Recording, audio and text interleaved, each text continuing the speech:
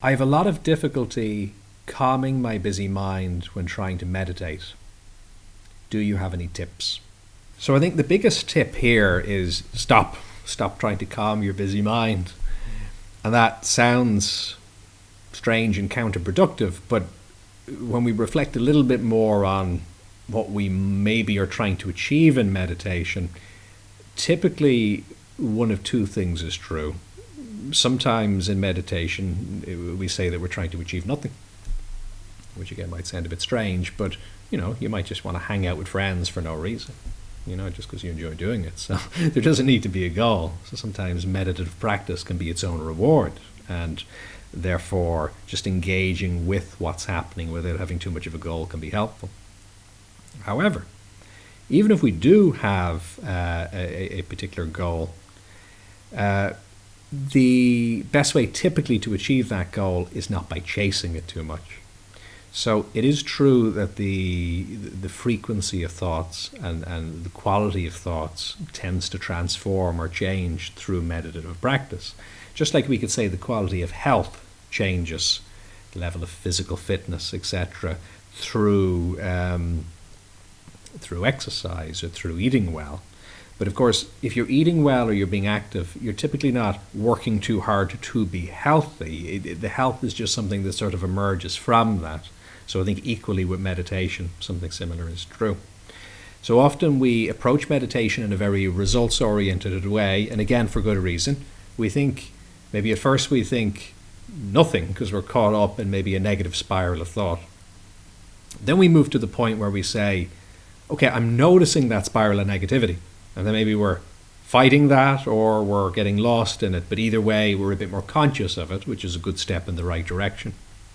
And then maybe we reach a more advanced point where we say to ourselves, well, I really want to have a clear mind and feel a bit more space. Okay, good. That's nice and positive. However, that itself can still be a bit of a challenge, because then maybe we find a meditative technique and we sit down and we try and rid our mind of the thoughts. But sometimes the example that's used here is it's a little bit like having a basin of water that you've just been carrying. So you're walking around with it and it's kind of sloshing backwards and forwards.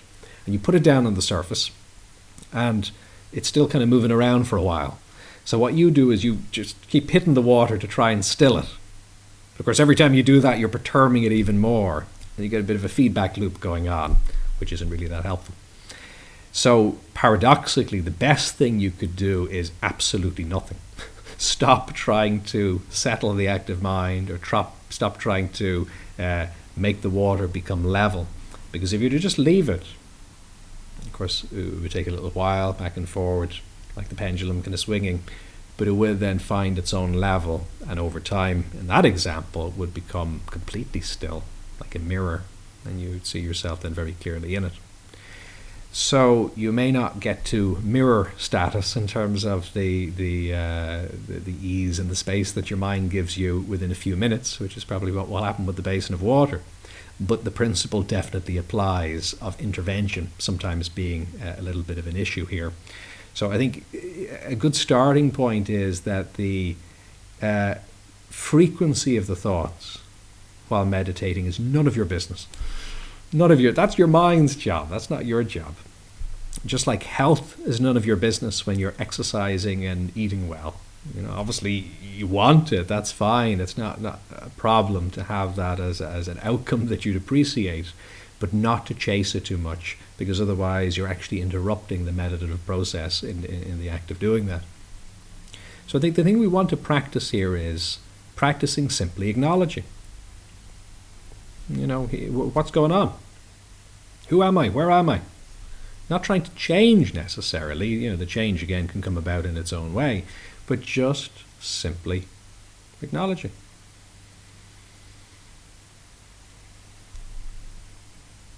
And you're going to notice the environment you're in, but you're also going to notice thoughts. And we tend to put ourselves on one side of the equation where we go, the environment is here and I'm over here, and my thoughts are inside me, so therefore they're my fault or responsibility. So they may be your responsibility in the sense that you want to decide what happens with them, and you maybe, like the health example, want to do some work to make sure that you're cultivating healthier thoughts. But it's not that simple, because if you've had a bit of a bad day, through no fault of your own, that's probably going to echo within your system. You're going to have memories, you're going to have a bit of feelings, a bit of physical tension, you know? Like if you walk outside and it's pouring rain, you're probably going to walk in wet. That's just being carried over. It's not your fault in any sense. Now, again, you can respond to that in a better or a worse way. You can change your clothes externally. You can change your mindset internally as to how you feel about it. But the core occurrence of the thoughts themselves, that's not something to attach too much blame to. It's not something to hold on to too tightly. And so if you sit down needing to have no thoughts, that's too much pressure really to put upon yourself in that moment. So instead, and again, there's different styles of meditation here, so it depends on what you're doing and exactly why you're doing it. But typically, on average, is a good starting point.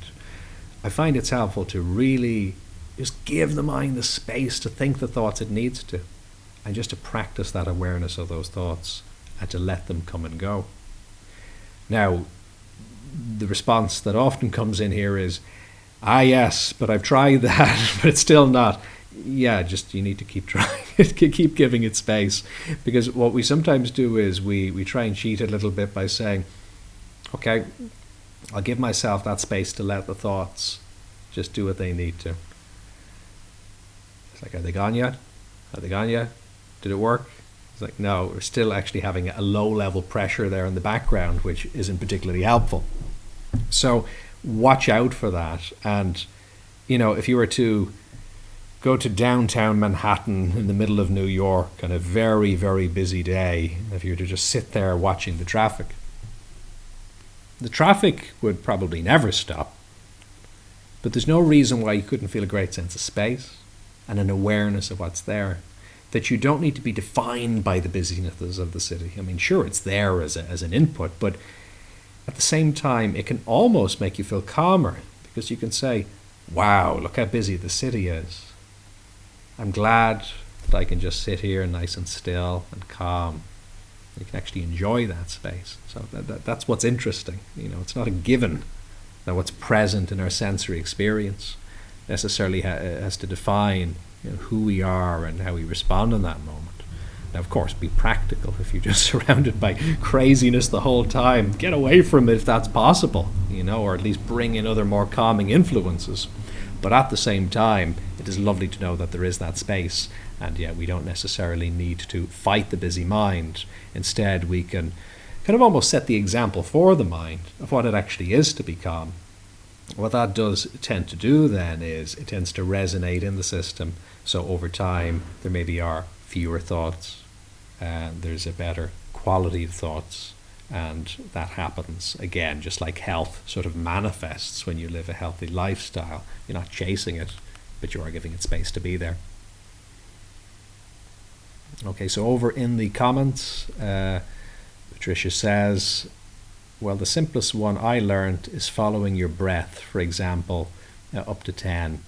Yeah, so when you're practicing, particularly at the beginning stages of meditation, but really at any point, sometimes having something concrete to use as a tool is very helpful. And it's very much like exercise that, you know, in principle, you don't really need tools to exercise with. You can just, you know, do whatever routines are necessary.